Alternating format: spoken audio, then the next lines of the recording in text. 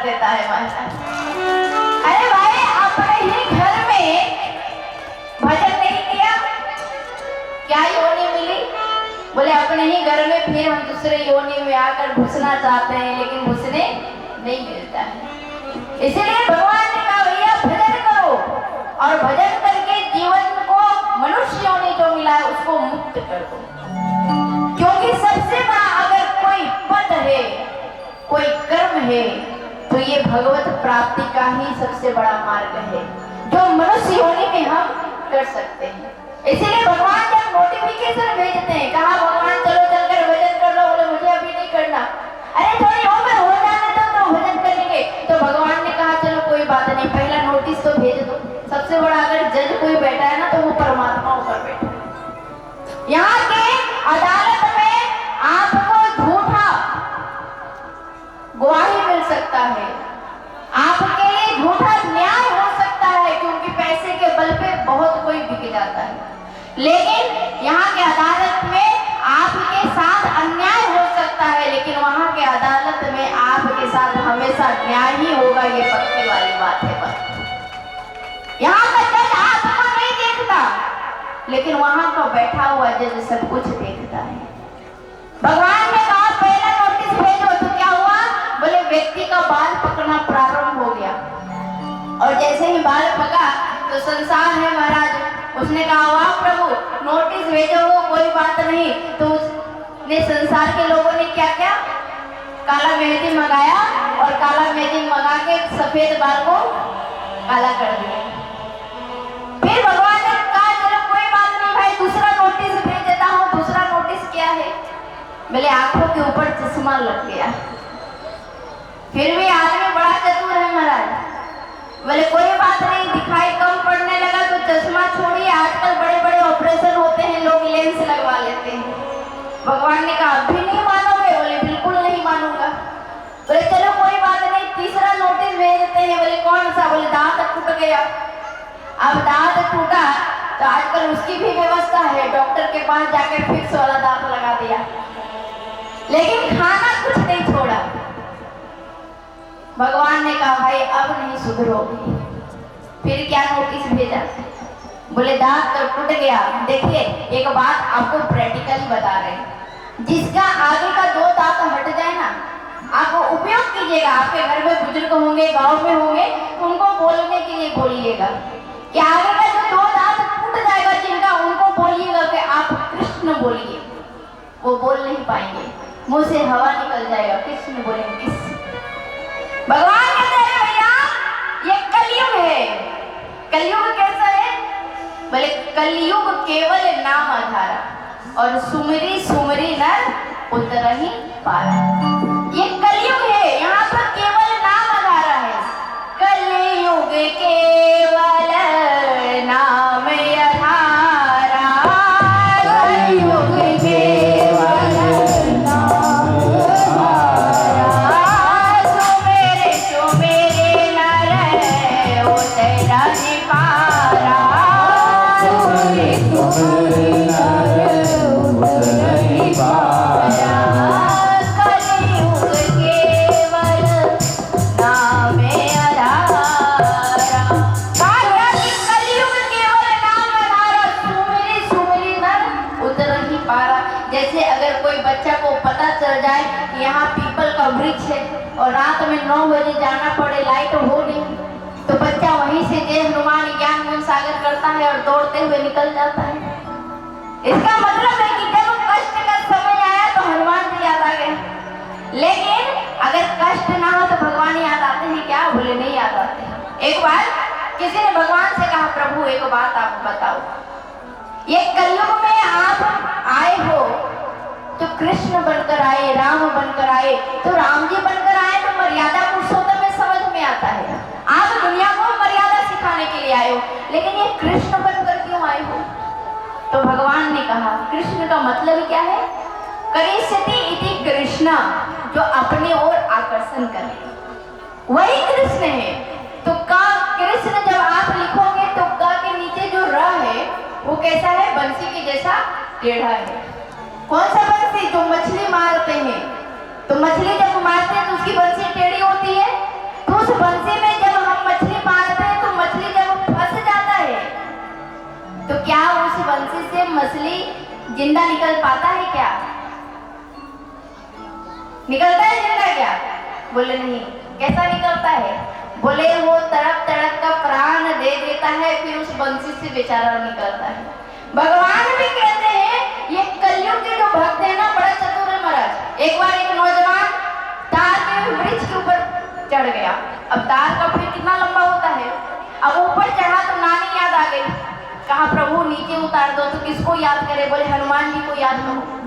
क्योंकि जीवन में अगर कलयुग के साक्षात देवता जो होते हैं वो कौन होते हैं? बोले हनुमान जी होते हैं। एक बार 1.5 हाथ उठा के प्रेम से बोलना पड़ेगा राधे राधे राधे राधे।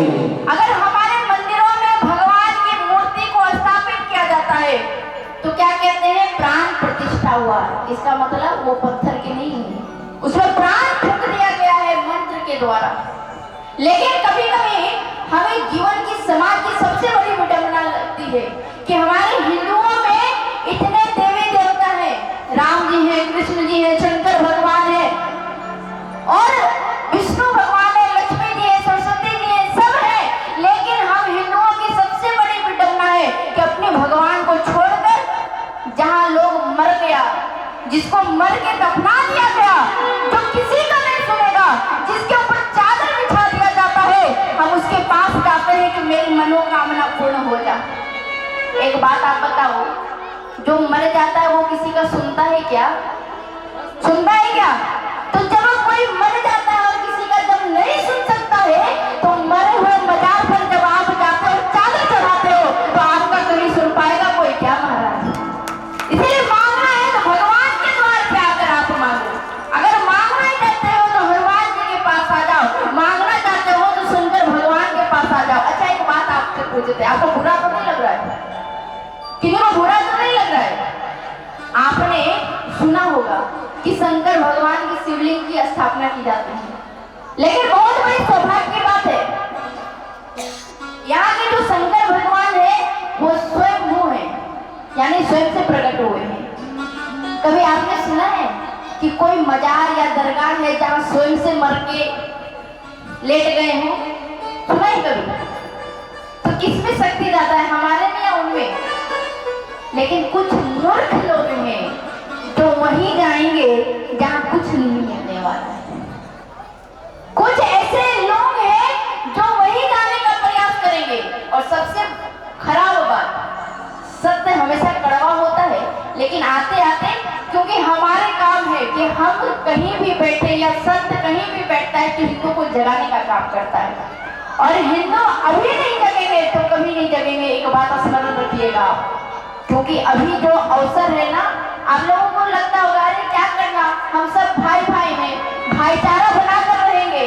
लेकिन भैया ये भाईचारा में कब अन्य लोग आपको चारा बनाकर खा जाएंगे पता ही नहीं चलेगा महाराज। इसलिए भाईचारा की बात नहीं, चारा मत बनिए, जीवन को जगाइए और अपने आत्मा को झिझोर के रखिए।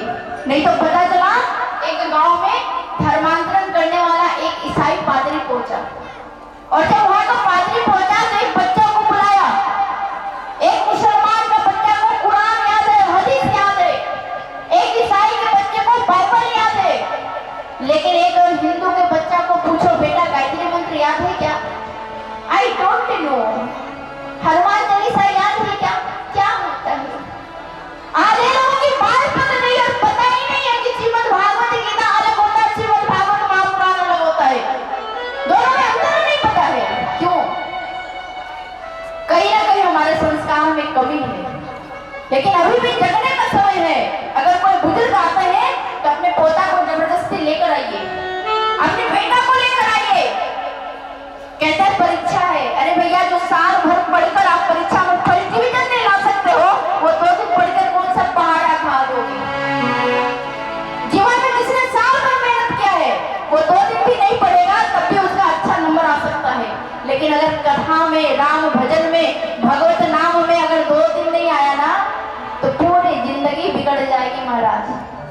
वो ईसाई पादरी गांव गया और एक बच्चा को बुलाया, तो एक बच्चा के साथ सारे बच्चे चले गए।